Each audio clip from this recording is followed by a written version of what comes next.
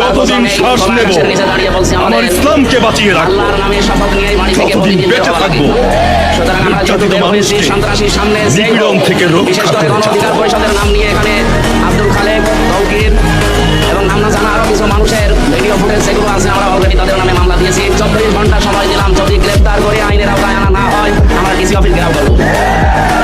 আপনাদেরকে সাবধান করছি, এই কুষ্টিয়াতে কোনো সন্ত্রাসী কর্মকাণ্ড চলতে দেওয়া হবে না ইনশাআল্লাহ।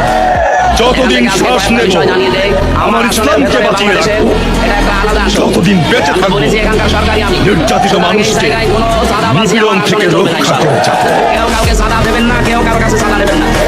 যদি কেউ চাইতে আসে বলবেন এমপি সাহেব